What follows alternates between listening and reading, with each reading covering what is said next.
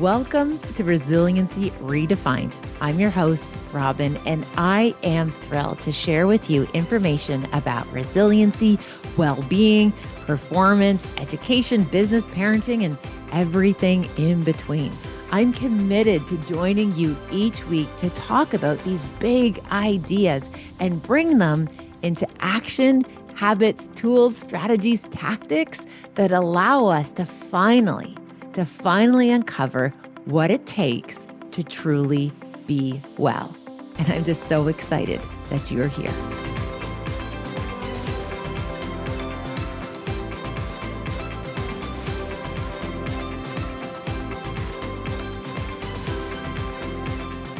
Hello, everyone. Welcome back to Resiliency Redefined.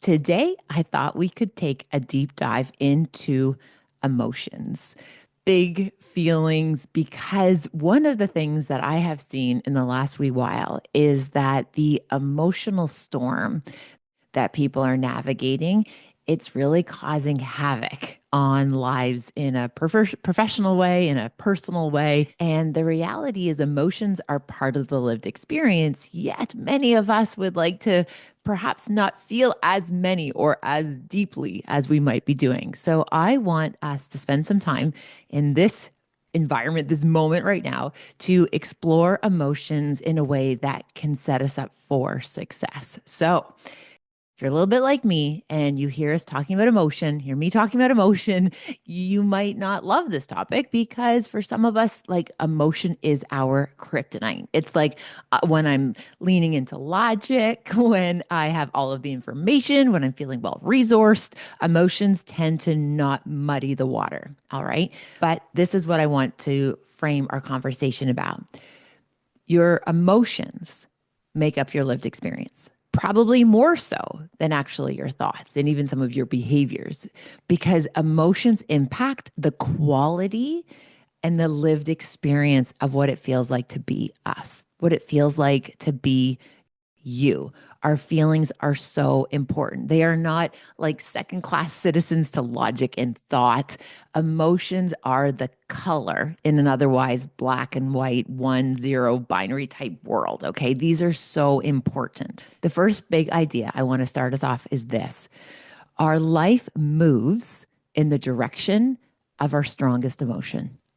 Okay, I'll say it again. So, one of my new friends, Alan Stein Jr., remarkable, amazing coach in the basketball world, especially in the US. Alan Stein Jr., he wrote the book Raise Your Game. I was at an event recently and he was talking and he said this: it's so important. I'm going to say it again. So, I love how he says that. So, in honor of Alan, I'll be like, this is important. I'm going to say it again. Your emotions, okay, this is what we're talking about. Your direction of your life. The direction of your life moves in the direction of your strongest emotion. So, give you a quick example. When a wee while ago I woke up and I just happened to be feeling pretty brave. Not exactly sure why. I just was feeling pretty well resourced, feeling brave. And that is the day when I asked myself, what can I do with this feeling of bravery that maybe I've been procrastinating or putting off? That's when I hit record on this very first podcast episode, because I just happened to have a moment where I was feeling brave. So I hit record because I knew that I wouldn't be able to like invoke what I needed if I wasn't intentional to be able to take a big, bold, brave step into something that was a wee bit scary, such as hitting record, episode 1, messy first draft. But again, our emotions help us go in the direction. So your life is moving in the direction of your strongest emotion. So emotions are extremely important.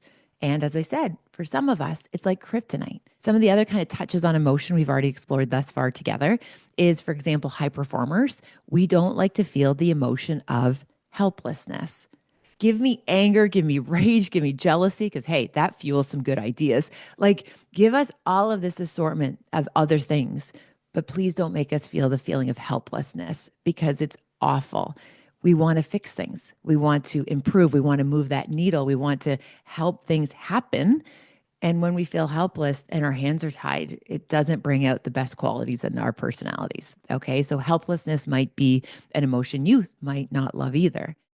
So to kind of get us to take this deep dive into this, my first invitation, maybe by this point it's my second invitation. What emotions, when you were growing up, were you encouraged to express?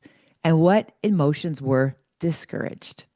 So just take a moment to think about, like, when you were growing up, what emotions were like, yes, these are welcome at the table. And just think if there were any emotions like, no, no, those aren't welcome.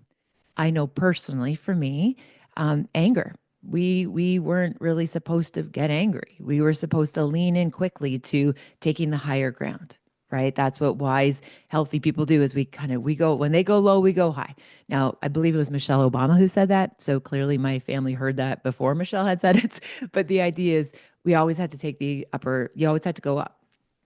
Now, another emotion that I know we weren't like encouraged to feel was like jealousy, right? That was like this, no, no, no. Like you are grateful for what you have, and you don't, covet something else that somebody else's has. Like that's not a good emotion.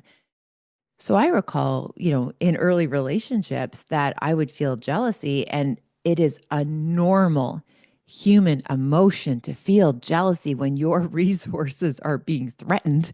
It's in our biology.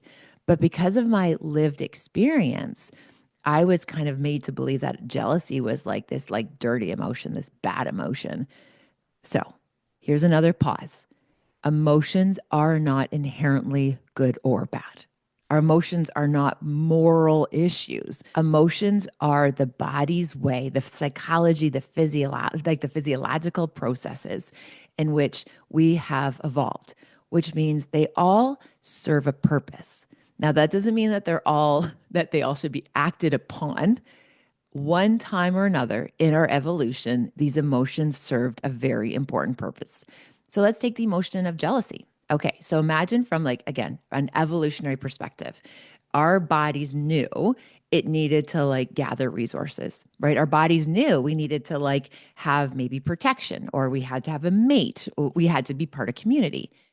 So imagine if somebody came in and was like stepping in your lane, like coming in, perhaps maybe, approaching your partner, or maybe taking more than what was their fair share. And you like didn't care. Like there wasn't any part of your body that was like, hey, you might need that in the future. You're going to need that in those cold winters to feed your kids. Imagine you didn't have any type of a response to somebody coming in and like taking your stuff, right? Like that you wouldn't survive, right? You needed to feel that sense of like, hey, no, entitled, like this is mine. It's not a dirty emotion. It's not a bad emotion. It's what we do. It's how we act upon those emotions that are likely going to get us into trouble, or perhaps away from trouble. So you might recall earlier when we talked about the urge, the impulse, the emotion. There's nothing wrong with that. It's okay. And I remember saying this to the boys growing up. It's okay to feel like you want to punch your brother. It's okay that you want to feel like you want to like flip a table. It's what you do with that feeling that's going to count. I'm not upset with you ever for feeling the feeling. It's how you act upon it, right? And I even remember, especially with Ava, saying to her, like, sister, I want to show you how to be angry. I want to make sure you know it's okay to be angry, but there's a way that we can express anger, especially as women. So, again, emotions serve a purpose. From an evolutionary perspective, every single thing that we feel was here for a reason at one particular time. Now, the reality though is some of those emotions, we might not like need them in the same way in our era, in our time, in our season, but they're still there somewhere. Okay, so I hope you're still with me. So emotions, again, think about what emotions when you were younger were okay to express.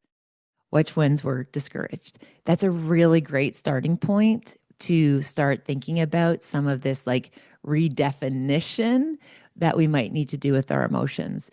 Because if you're able to be an ally with your emotional self, if you're able to like see these emotions as data, if you're able to see these emotions as how we enrich the lived experience, we start to develop a way of being with these emotions in our everyday life. Okay. Again, I hope you're still with me. The other big idea, this is the one that I find is like stopping folks in their tracks when I talk about this with groups. And I just had this conversation recently at an event last week where people said, like, Robyne, this piece of knowledge radically transformed my life. I love when we can share pieces of information that people need to hear exactly when they need to hear it. And this emotional piece was one of them. We know that the average shelf life, so to speak, of emotion, of a feeling, is approximately 90 seconds. So if you imagine that moment in which it is like inception of the emotion, so whether it be anger, jealousy, rage, happiness, even merriment, joy, whatever the emotion is, if you just sit with that emotion, it's like 90 seconds usually for it to get processed, plus or minus, but on average, it's 90 seconds. Now, there's some research right now that is leaning into this idea that if we do not process our emotion, if we don't process it and let it do its job, it can linger in the body for up to, get this, like 7 years. So let's say you're in a meeting, okay? Like you're in a meeting and somebody says something that totally makes like you're cheesed, right? Somebody says something that upsets you and you like feel angry. You feel not seen. You feel like devalued, underappreciated, whatever that big feeling is. If you don't process that emotion in real time and like breathe through it, right? Give yourself the space and the time and the agency to process that emotion. There's research that's leading to the belief it stays in your body for 7 years, which could be explaining all of these big illnesses because as Freud introduced, and I know people have some very strong feelings about Freud. Yes, he did enough cocaine to kill a small horse. And he also introduced some amazing ideas in the field of psychology and psychiatry. Freud said if we do not live the emotion, if we don't process it, acknowledge it, he says that we swallow it. And that's what makes us physically sick. Right. So there is a lot of ideas around unprocessed emotion. So Freud did a great job setting us up. We've done a lot better since then, but I think it's important to acknowledge some thought leaders. He was one of them. Imagine how many emotions we are picking up throughout the day on an average day that we are not processing. Therefore, it's like lingering. It becomes this like just this plaque, this buildup in our bodies, which could be contributing to making people so sick. Now, the best illustration of this that I've seen in written work that people can jump into if you want to learn more is the book that The Body Keeps the Score. The Body Keeps the Score.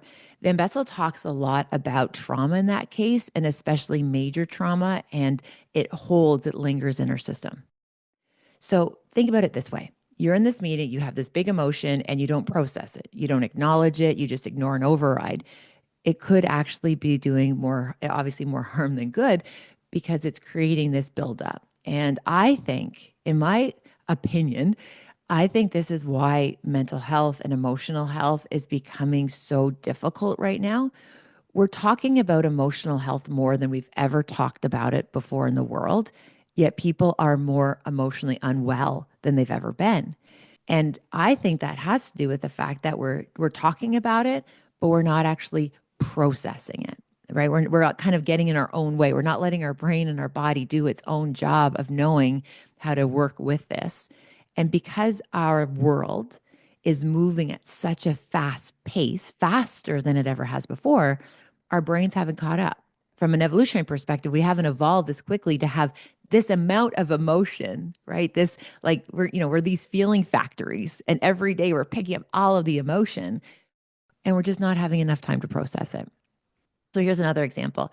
Historically, yes, the world was unwell, bad things were happening all over the place, but it would take weeks for information to get to us, right? If you think, you think of the Pony Express, you think of telegrams, mail, like it would take forever, it feels like, for this information to get to us. Now we can pick up our little devices and we can just scroll and we can get inundated with so many different pieces of content that creates an emotional response. And we don't even process it. We literally go from war, death, horrible, cat video, fitness video. Make sure you get hydrogen in your water. That was the big one that I saw this morning. Oh, sweet Jesus. Okay, so I'm digressing just for a moment.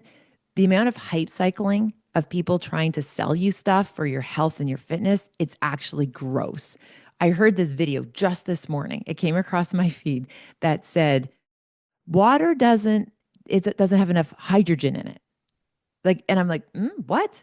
It's like water doesn't have enough hydrogen in it. So you have to buy this device that's putting more hydrogen in our water bottles. Okay, H2O.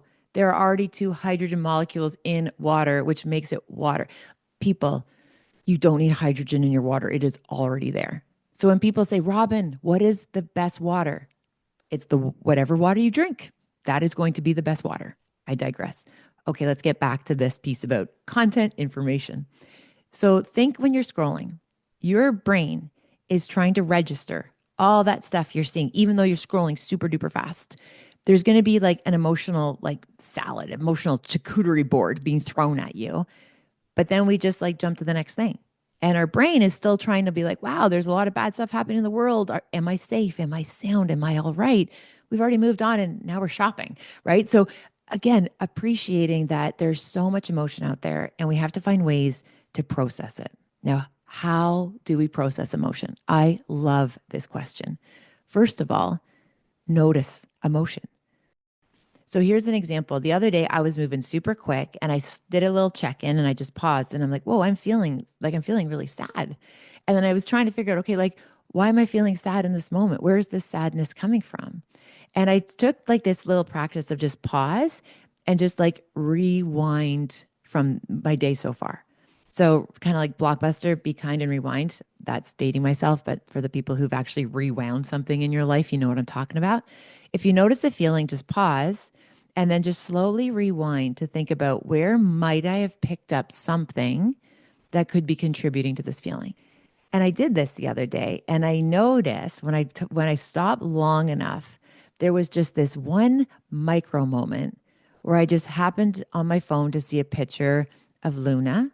Luna is our chocolate lab who we lost a few weeks ago. And I saw her picture just so fast while I was looking for something else. But as soon as my brain saw her, like it activated grief. But because I was just scrolling and moving so quickly, by the time that little piece of grief, which is a big emotion, by the time it came into my awareness, I was doing something completely different. And all of a sudden, I'm like, whoa, I just got this wave of sad. Where did it come from? Well, it was triggered an hour before, but it wasn't until I paused and rewound where I had gotten to at that point in the day where I was able to see it. And in that moment, what do you do when all of a sudden you notice it? Well, I named it. It's like, this is sadness because I miss my goodest girl. I miss my little girl. I miss Luna terribly. And then after I noticed it and then I named it, I placed it. I know where that came from. I scrolled really quickly. I saw that picture of her. And then the fourth step is to action it. And in that moment, all I did was put my hand on my heart and I just said, thank you, Luna, for being the goodest girl for 9 years, for 3,265 days where you were with me. Thank you, Lou. I miss you. And I just held it.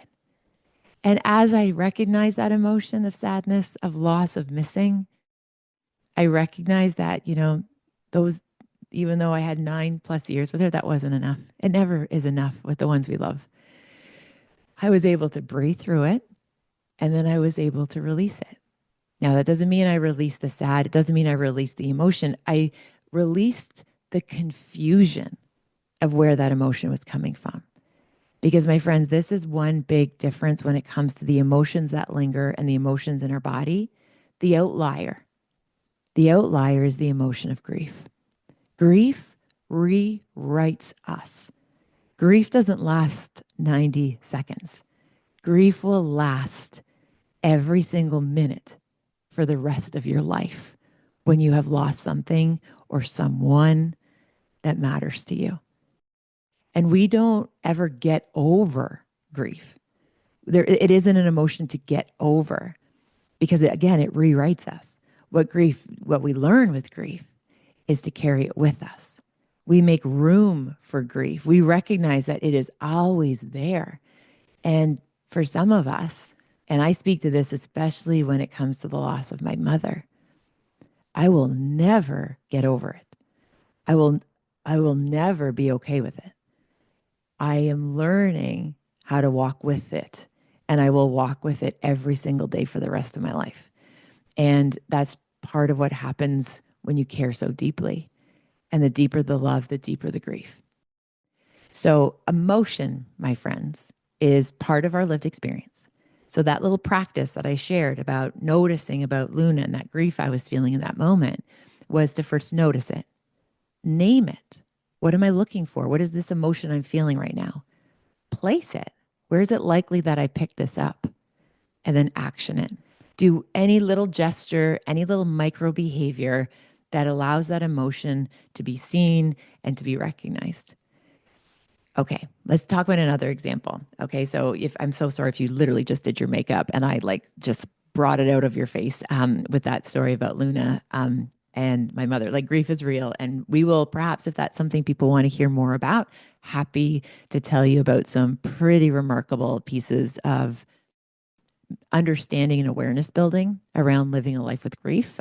We could, if you want to hear more, just send me a note. I'll tell you more about it. But for the purpose of this time together, let's kind of do a little bit more of a deep dive into emotion in a different direction. So the practice I just told you, notice the emotion. Like, whoa, I notice I'm angry. Whoa, I notice I'm sad. I notice I'm really happy right now. What did I just see, do, hear that brought this joy into my world? So notice it, name it. So please don't just call it okay or fine, because okay and fine and busy are not emotions.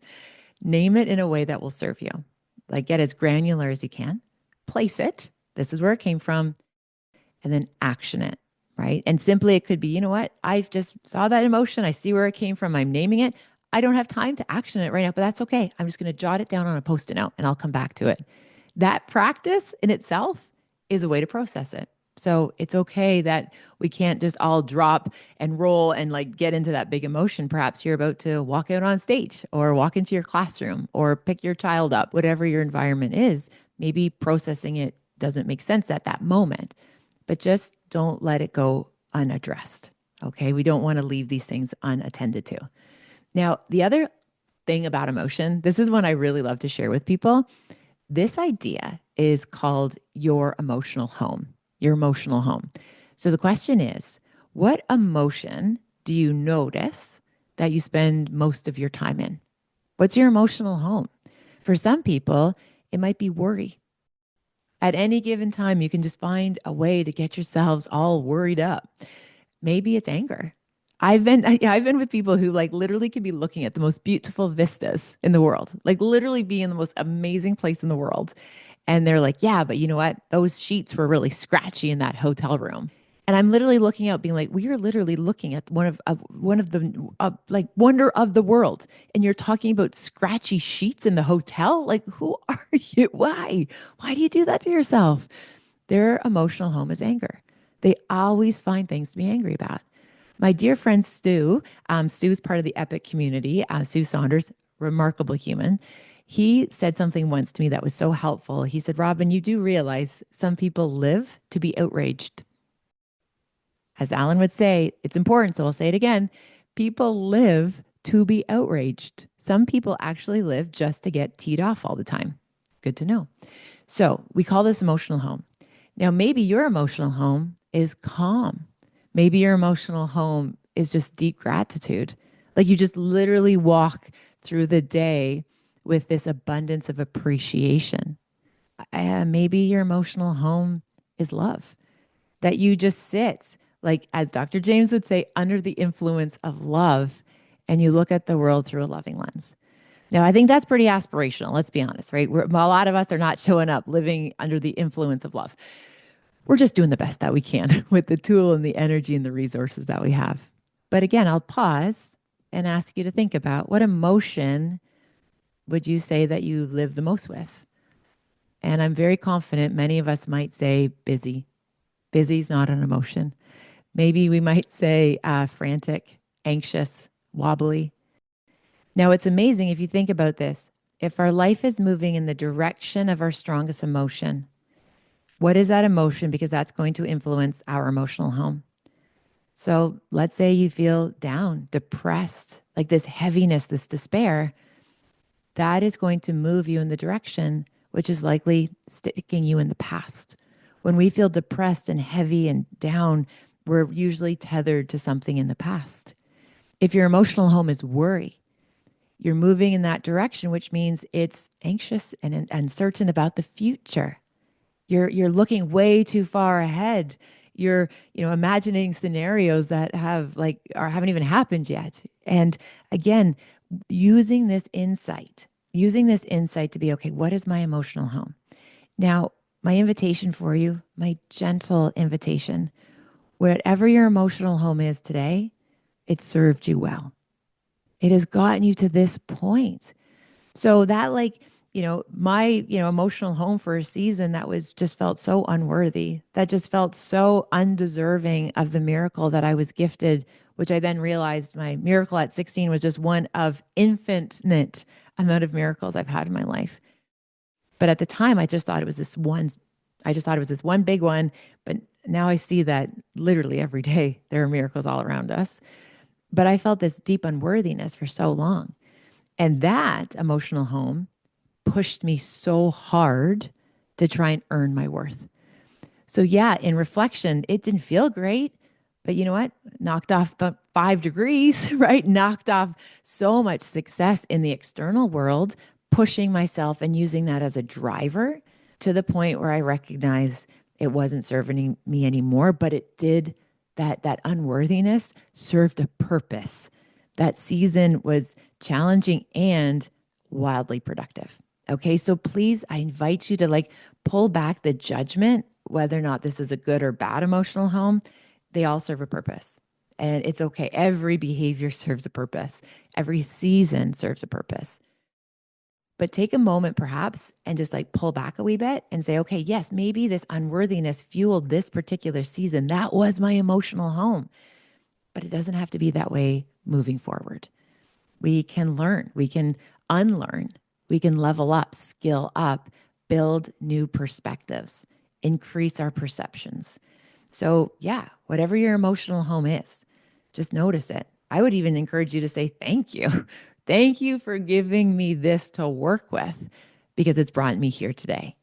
And then set the intention. What would I like my emotional home to feel like tomorrow? What do I want to start to work towards? Where do I want to point my thoughts and my feelings? So again, we don't have to, this isn't an overnight light switch moment. This is just simply seeing that when I put awareness to something, it's increasing the probability of inviting that into my world. And we call that primacy recency effect in psychology. It's the same idea as have you noticed if let's say you just bought a new car and then nobody has this car, you think, or few people have it. And then as soon as you pull off the lot, you're like, I see it everywhere.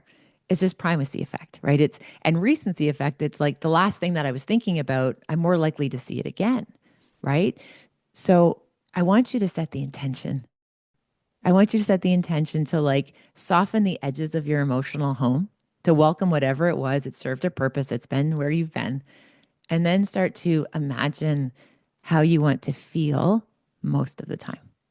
And what behaviors, habits, rituals, or routines can you cultivate, maybe even forge in your life to make more room for the emotional state that you want to spend more of your time in. Now, this is not 100% of the time. This is most of the time. And my friends, if we can get things most of the time right, you're going to feel amazing. So on that note, I hope you've had a takeaway or two from this episode. I can talk about this for days. So if this is some content you want to hear more about, I'm so happy to keep this conversation going on the emotional realm. We'll get into lots of other pieces about emotion, but I think that's a nice little starter, just a little kind of get us going on it. I hope that has brought something to your day today.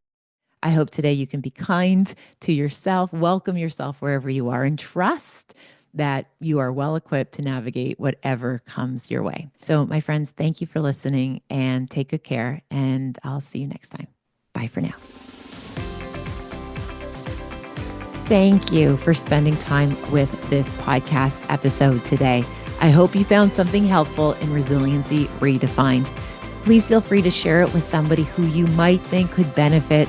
Maybe there was something useful, something in particular that you think you could pay forward. Also, if you have a moment, please feel free to rate and review this podcast wherever you like to listen to your podcasts. It means the world to me. And again, thanks for your time. Thank you for your interest. Take good care, and I'll see you next time.